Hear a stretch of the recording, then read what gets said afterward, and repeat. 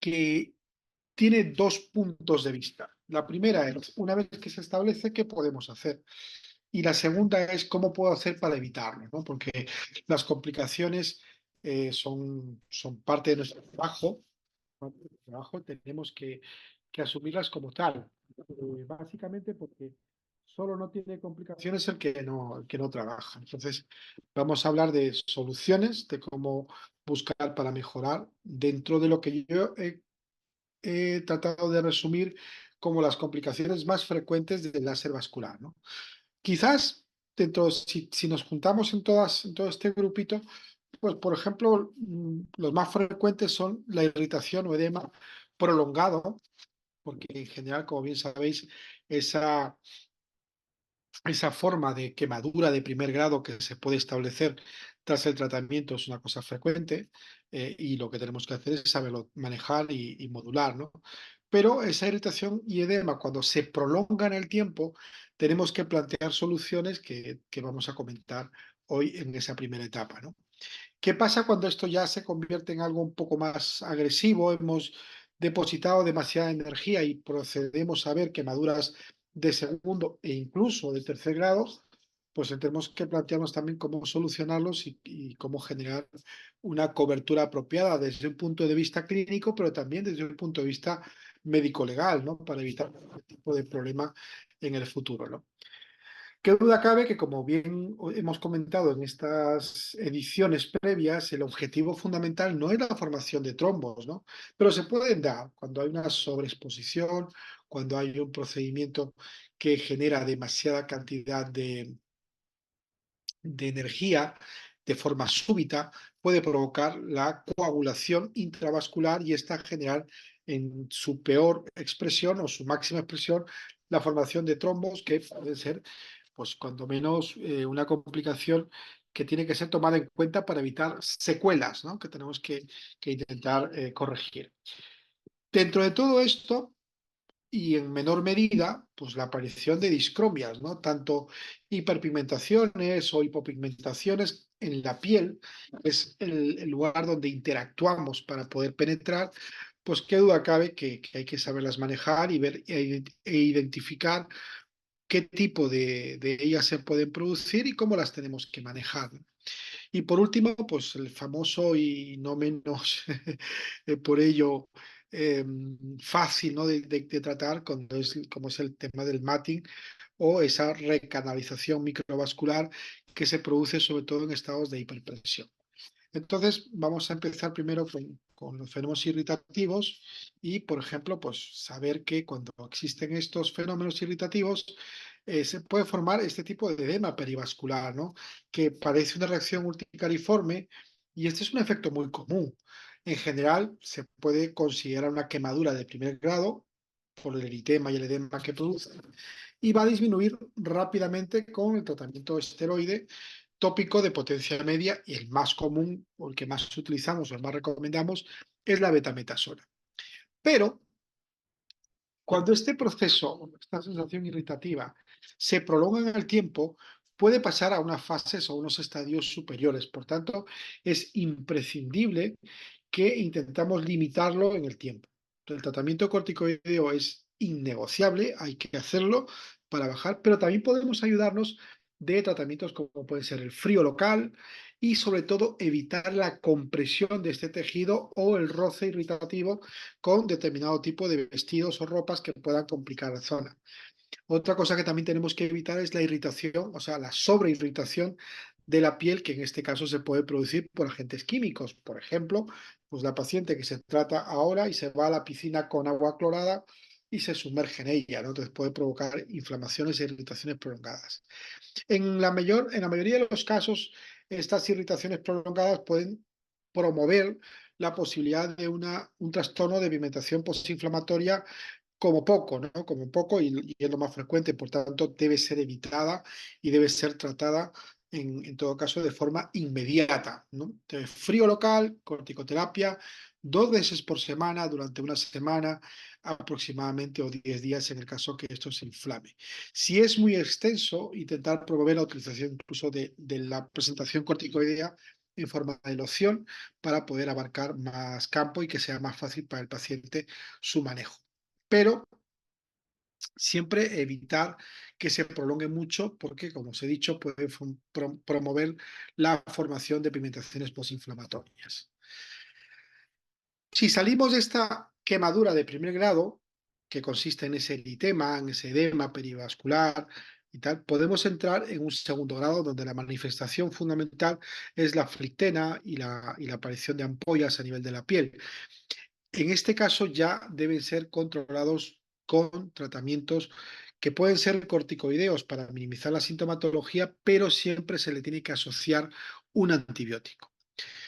En el caso de la aparición de flictenas o ampollas, deben ser tratados con antibióticos que cubran fundamentalmente estafilococos, principalmente también pseudomonas, porque puede ser microorganismos que puedan complicar y puedan hacer que avance en cuanto al grado de manifestación de esa quemadura. Entonces, ya si nos hemos extralimitado en la energía, lo que vamos a ver es la aparición de un aspecto nacarado, blanquecino, en la piel correspondiente a una quemadura de tercer grado y donde ya no va a haber tanto flictena ni ampollas, sino directamente vamos a ver la aparición de una costra, de un elemento costroso de forma secundaria a ese proceso de quemadura. La ventaja que tiene en el tratamiento láser es que esta está reducida solamente al espectro del diámetro y habitualmente corresponde al 50% del diámetro que hemos utilizado. O sea, un spot de 4 lo puede generar más o menos una lesión de 2 milímetros y una de 2, una de 1 milímetro. Por tanto, deben ser curadas de forma prácticamente inmediata para evitar cualquier tipo de complicación. La formación de costras o la escarificación por una quemadura cutánea debe siempre ser tratada con una pomada antibiótica o incluso en algún momento pues con procedimientos de desbridación si este proceso se incrementa, como voy a mostrar ahora en un caso que me ocurrió a mí hace unos meses, ¿no? En todo caso, siempre tenemos que adelantarnos a la posibilidad de que esta lesión se pueda complicar.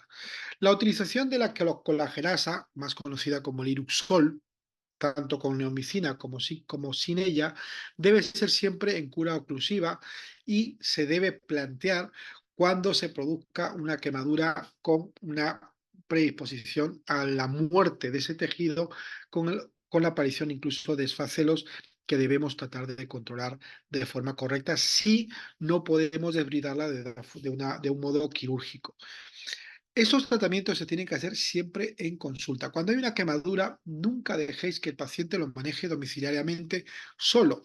Tiene que haber una valoración en consulta, con fotografía, con registro en la historia clínica y en el caso que el paciente se niega a asistir, registrando ello en la historia que quede constancia de que hemos intentado solucionar este problema. Además, debe ser incluida esta posibilidad en los consentimientos informados, como bien sabéis. Entonces, el alcance médico legal de una quemadura no es que se produzca, es que no haya habido intención de ayudar a solucionarlo. Entonces, muchas veces banalizamos estos procesos y pedimos una foto y prácticamente se hace todo desde un punto de vista telefónico y no es correcto.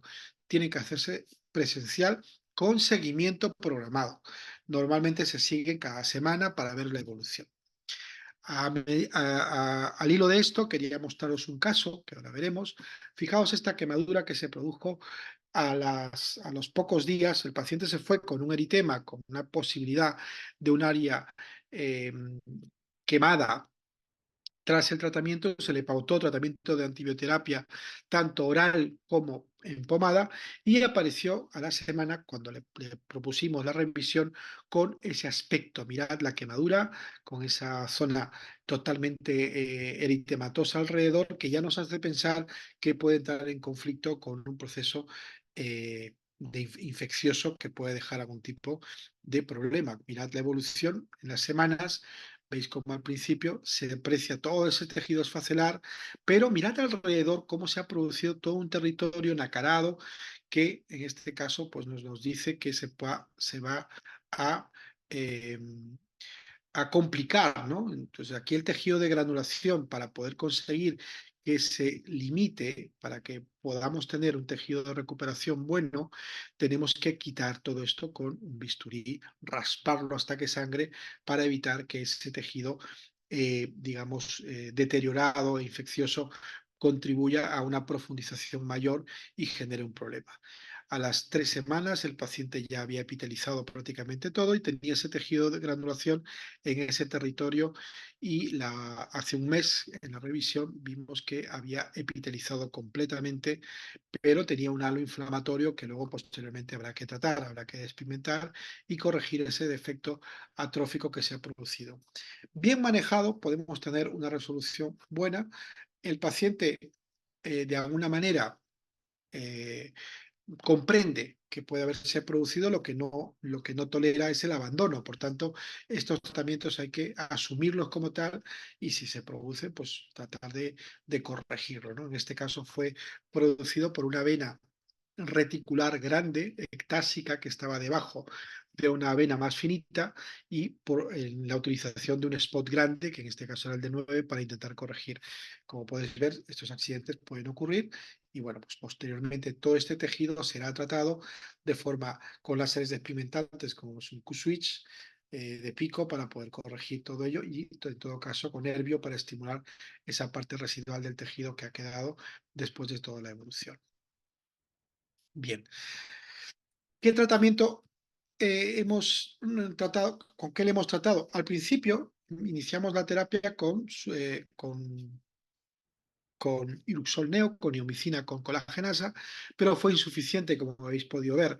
Entonces terminamos ya en las últimas sesiones con sulfadiacina argéntica y fue probablemente lo que más resolvió el problema, entre otras cosas porque la posibilidad de que tuviese ahí algún tipo de lesión producida por un microorganismo un poquito más agresivo obligaba a la necesidad de poder introducir ello. Bueno, pues otra complicación frecuente es la aparición de trombos, ¿no? Como hemos dicho siempre, el objetivo del láser es el colapso unidireccional.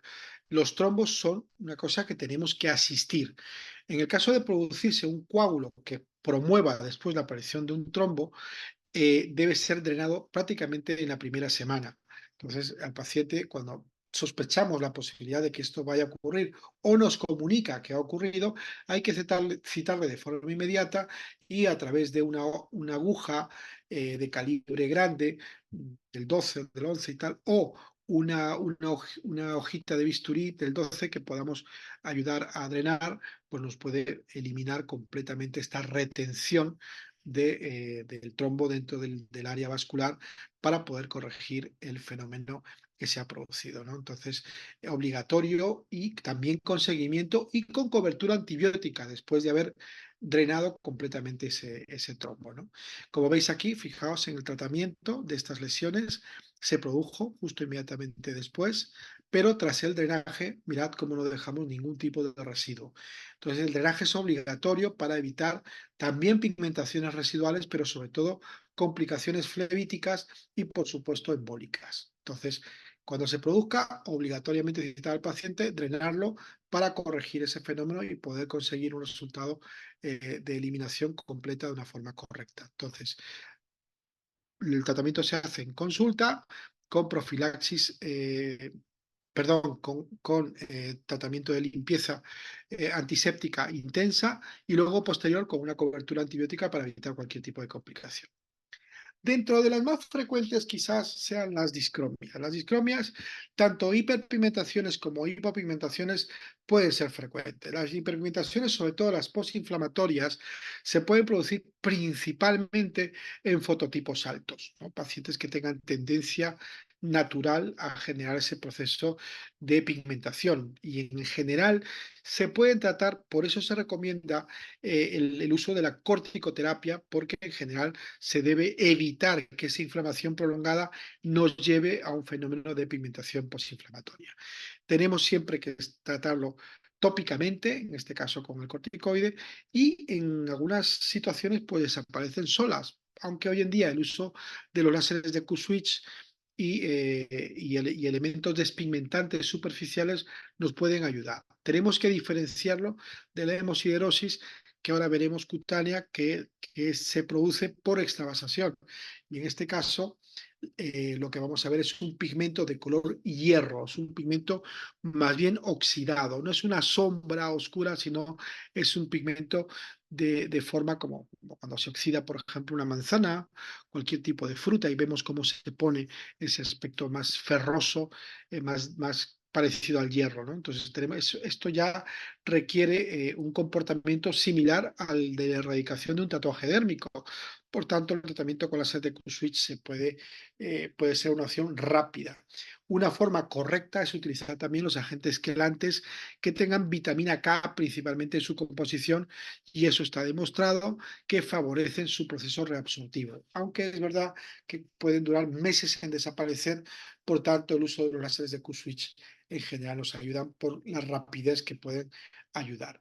Este sería el ejemplo de un fenómeno de hemosiderosis. Como podéis ver, delimita perfectamente la zona de la vena, es decir, dibuja perfectamente la zona de la vena, y es diferente, pues, por ejemplo, a una pigmentación posinflamatoria, donde lo que se ve es que en el área inflamada, prácticamente de forma difusa, existe una coloración. Aquí, como podéis ver, existe un trayecto dibujado perfectamente que sigue a la zona de exposición del láser, donde al producirse el colapso, la sangre que sale dibuja en el territorio dérmico a nivel cutáneo ese fenómeno de pigmentación que es difícil a veces de quitar. Por tanto, el uso en este caso, mirad como por ejemplo el uso del láser de Q-Switch nos ayuda rápidamente en pocas sesiones a conseguir una disminución de la coloración y, por supuesto, un proceso reabsortivo con dosis bajas a velocidad alta con spot medio, ¿no? Conseguimos un buen tratamiento. También se puede, sin duda, con la utilización de agentes quelantes y también antiinflamatorios. Bueno, pues una de las cosas que nos compromete mucho nuestro trabajo es lo que se llama el entramado telangiectásico o el matting vascular, o mating, como le llaman los americanos, ¿no? Referido principalmente a aquellas telangiectasias microscópicas pequeñas, menores de 0,1 milímetros aproximadamente, que aparecen después principalmente de la escleroterapia química. Y como bien sabéis, se produce porque uno de los factores físicos es que en la escleroterapia vamos en contra de la circulación, en contra del gradiente circulatorio, y provocamos ciertos estados de presión hidrostática que hacen que el tejido obstruido favorezca la repermeabilización rápida. Y eso, en general, el cuerpo lo soluciona, en vez de buscar en ocasiones territorios profundos, lo hace a través de la piel a nivel superficial, creando esa microcirculación, esa red microcirculatoria que semejan principalmente a huellas, ¿no? Entonces, cuando nosotros las tocamos, desaparecen a la presión, y cuando las soltamos vuelven a aparecer. El paciente a veces lo confunde con manchas. Suele decirlo, tengo una mancha aquí que me ha quedado del tratamiento que me han hecho y tal, y lo normal es que pues sean realmente microvasitos, microvascularizaciones que tenemos que saberlos tratar. La incidencia reportada en los estudios que hemos revisado es muy variable. Fijaos que no se ponen de acuerdo. Algunas series hablan de un 5% y otras de un 75%. O sea que no hay una precisión realmente en su proceso de aparición. Por tanto, lo que hay que hacer es adelantarnos un poquito en el caso de producirse y tratarlos principalmente con láser, ¿no? Aquí hay dos modalidades, ¿no? Se puede utilizar el neodimio de nuestro SP Dynamis, pero también podemos utilizar en algunos casos pues láseres que tengan un carácter más superficial, como puede ser el láser de KTP o el láser de colorante pulsado. Los resultados con neodimio, en nuestro caso, en nuestra experiencia, son muy buenos, y se puede trabajar de dos maneras, que ahora os explicaré un poquito, por ejemplo, cuando hacemos eso, ¿no? Entonces, inicialmente, nosotros, siguiendo los estudios de Abraham Badavi, que trabajaba principalmente con spot grandes, 9 milímetros, 70, 80 julios, 5 milisegundos a un hercio, lo que intentábamos era provocar un proceso de fotocoagulación superficial y que posteriormente se reabsorbiera, intentando remedar a lo que haría un KTP o un colorante pulsado buscando ese fenómeno purpúrico inicial y que posteriormente en su proceso reabsortivo desapareciera ese fenómeno de huella, ¿no? Ese fenómeno de red, como podéis ver ahí en un entramado difícil. Últimamente hemos empezado a trabajar, y esto a raíz de un grupo de láser vascular que tenemos varios médicos a nivel europeo, hemos empezado a trabajar con spots pequeños, pero a velocidades muy rápidas.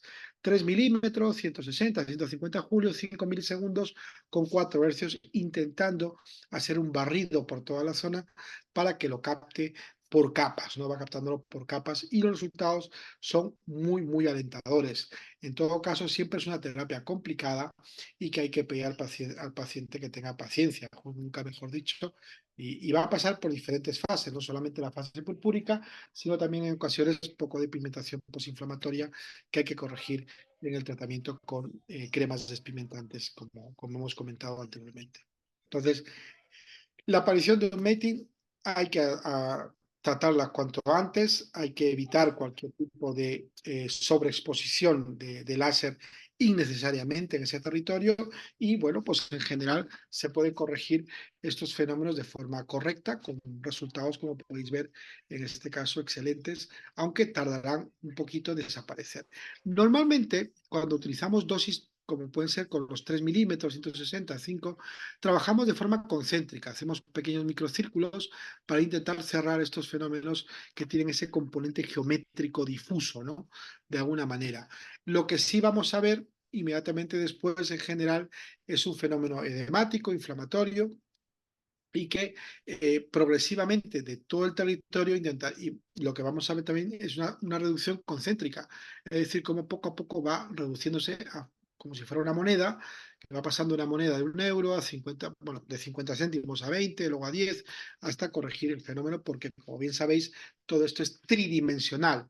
Entonces tenemos este fenómeno de ocupación tridimensional que tenemos que ir quitando capa a capa. Bueno, no, gracias. A la doctora, Descansa. si fuera tan amable, que quite el sonido. Bueno, Gracias, muy amable. Bueno, pues esto es lo que queríamos comentar, un poquito sobre las complicaciones y sobre todo, pues ahora establecer las preguntas. Vamos a